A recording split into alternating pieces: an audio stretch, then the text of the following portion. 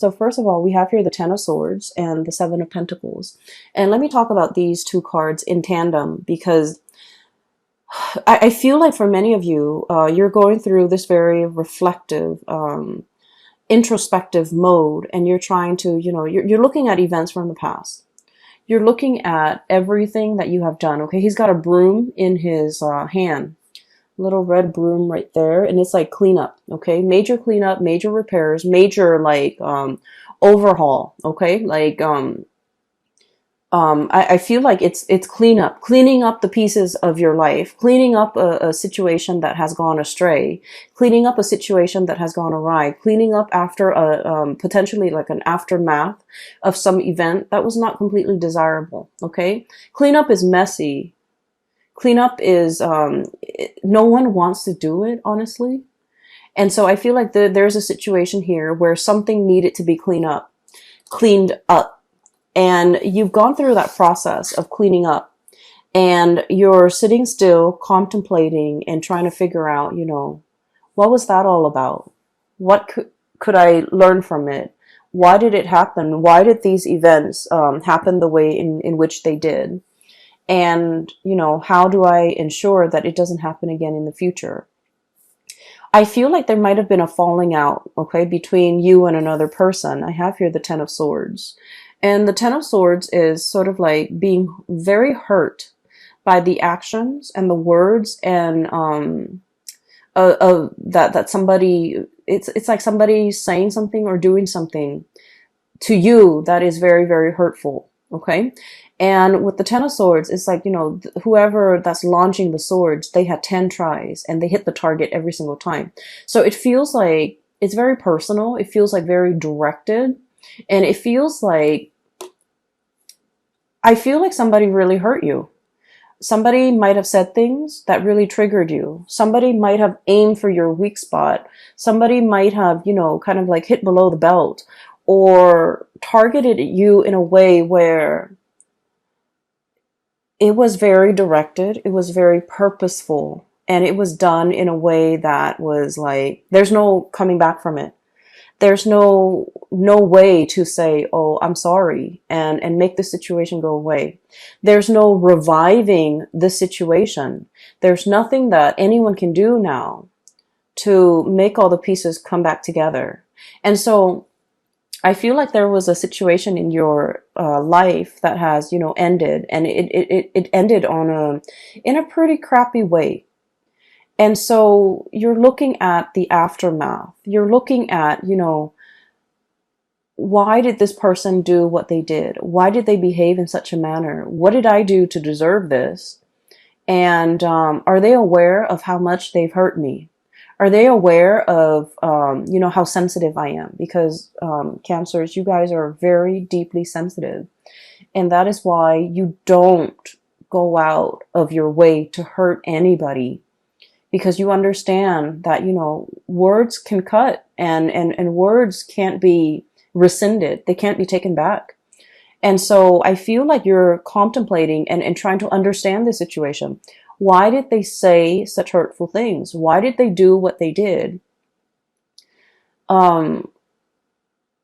You're struggling to try to understand, like, why did they take it so personally? Or why am I even taking this so personally?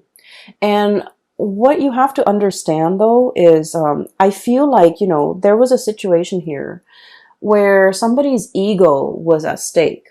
Okay. Somebody's like, somebody either felt very, ignored. Somebody either felt very undermined, kind of like that man, it's like, I'm here, I'm trying to make you an offer, and you're not even listening to me, you're turning away, and things like that. And I feel like you were dealing with somebody, and whatever you told them, they couldn't take no for an answer. Okay. It's like telling them no multiple times. And you guys in general are not super assertive. But when you say no, and then they refuse to acknowledge your no, or they refuse to accept it, I feel then, you start to ignore it. And then I also feel like this person was like fighting for attention. This person wanted to be the center of attention. This person wanted to make themselves heard. This person felt ignored, they felt overlooked, they felt like it was really affecting their ego. And so whatever was directed at you, it has nothing to do with you. It has everything to do with them and their insecurities. Okay, not being able to hold their own, not being able to, talk to you like an adult, not being able to kind of approach you in a serious manner and in the spirit of, resolving things rather than just blindly attacking you. So I feel like there is a situation here. And no matter how much you try to, kind of like go over the events in your head, I feel like there wasn't another way that there wasn't another outcome that could have come out of this. You did what you had to do. And I feel like whatever, toxic venom that was thrown at from the other party, I feel like they did that out of a space of weakness, and they would have done this to anybody and not just you. But they felt like they were being ignored by you. They felt like you weren't giving them the time of day, and it really upset them. And that's when they kind of spew venom. And so looking at the situation, the best thing to do is not to try to understand another person's motives, okay? A lot of the times we want to give somebody the benefit of the doubt. We want to, believe that, well, people are all kind and sweet and helpful. But I feel like in this situation, it's stirring some really, really deep-rooted insecurities within the other person. And so their emotional reaction was not rational. And so trying to, understand it, trying to make sense of it, I feel like it might not be the right way to go about it. Okay. Like, why did they say these hurtful things to me? Why did they behave in that way? And their actions was not coming from a space of rationality. So don't try to wrap your head around it. Okay. It doesn't make sense. Does that sound like I'm making sense? So aside from this little tidbit, I feel like it's a conflict. It's done and over with. There's nothing to be repaired. Okay. Nothing can be done. Nothing can be repaired. Nothing can be fixed. Nothing can be salvaged. So it's a done deal. And because it's a done deal, we kind of need to move on. Okay. So 10 of Swords, this is an ending here. A major relationship, a major situation a major phase in your life even has kind of like ended. You're doing the cleanup. You're dealing with the aftermath. You've already cleaned up. You've already kind of like moved away from it. But I feel like, every now and again in the first week of March, memories will get triggered. Events will trigger and bring you back to that emotional space. And don't try to make sense of it. Okay. Do your cleanup. Resolve the situation within yourself and move past it. Because what is right behind you and you're kind of turning your back to is we have the Ace of Wands. And then we also have as well the King of Swords. Okay. So this indicates to me a lot of new energies that are in store for you that you need to be facing head on. Okay. The Ace of Wands usually indicates some type of a new project, something that is very phenomenal. Something that you can kind of like carry into your future with you. It's the Wands energy is a torch. Okay. It's like something that is exciting and fun and passionate. And, you're going to feel very committed and very driven. A lot of the times too, it's like a whoosh, like a really fast, swift energy that denotes changes, forward movement, momentum, and it happens really, really fast. So while you're mulling over this situation, if you're too caught up in the past, this opportunity might slip you by. So you need to be very quick on the uptake, and you need to be physically looking at it, reacting to it, and grabbing it right when it comes in. Because like I said, this is very fast, and it's in an element that is counter to yours. It's a fire energy. You're a water sign. And so you need to be very decisive. Okay. And the King of Swords, this is a message here about, being very, very discerning and being very decisive. Let's be honest, Cancers, I feel like decisiveness is not really your strong suit. Okay. And the best way that I can explain this, and I don't know if you might relate to this, but what I feel is like with the Cancerian people, you know how if you look at the night sky, right? Every night, the moon, it changes its shape, okay? So it's like it grows bigger and bigger from a crescent moon into a full moon, and then it waxes, right? It reverts back to a crescent shape, and then it disappears.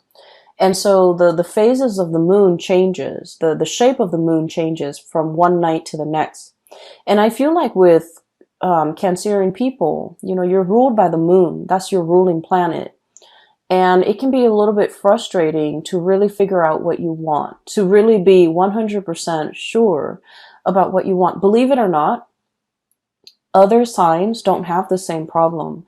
They're very decisive. They know with every fiber in their being what they want to do, what they want to say yes to, what they want to accept. But I feel like for you guys, figuring out that 100% certainty has been like an uphill battle. And I feel like even when you really want something, you're never 100% sure.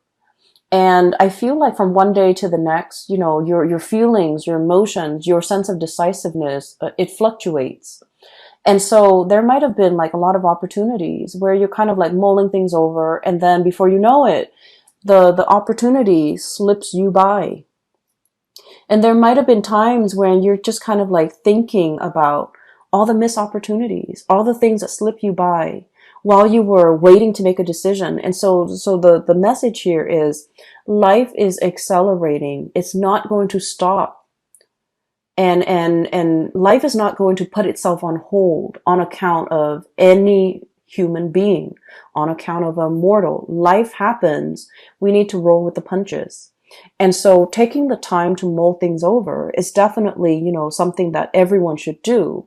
However, I feel like there has been missed opportunities, multiple missed opportunities. While life was throwing you curveballs, while you were distracted with other things, I felt like the more important things really slipped away. And so for the month of March, we are reminded here with the King of Swords, this is the energy about being decisive. This is sort of like looking at the past and just realizing, you know what, that doesn't serve me any purpose, wallowing in self-pity. I'm going to cut that off. And using that sword of truth here and slicing that out. And then looking towards the future, here's a good opportunity for me that will make me tremendously happy. Queen of Cups, look how ecstatic she is. This is kind of like finding that space of perfect equilibrium where you're feeling very emotionally hopeful and happy and satiated and you have all your needs met. So I feel like there's something coming through that has a lot of potential that will make you really, really happy. And this is where your energy, your frame of mind should be focused. And so you have to be aware of the tendency to kind of like wallow in this situation and then moving away from that, recognizing when it happens, recognizing the heaviness associated with it. So that whenever that heaviness creeps in and you start to feel it in your being, right? You want to shake it off and move yourself here. Okay. So this is all about knowing ourselves really well, knowing how we feel, knowing what's not good for us, knowing what we need to move away from, and knowing what we need to kind of like embrace and focus on and, you know, focus our energy and our resources on, because there's a lot of room for growth. Okay. So the Empress is all about that, being really, in charge and secure within yourself. The Empress is about abundance. It's about creation. And it's also about like, it's somebody who's very nurturing, very caring. And whenever I think of a Cancerian person, I think of the Empress, because the Cancerian person, they will invite, you know, guests to their home. They will feed their guests. They will make sure everyone is comfortable, everyone's happy, everyone is thoroughly fed. And it's like being very gracious, being a really good hostess, but really caring about another person's well-being, really caring that the person has enough to eat, really caring that the person is, you know, not suffering from the cold and the heat or the chills of the elements,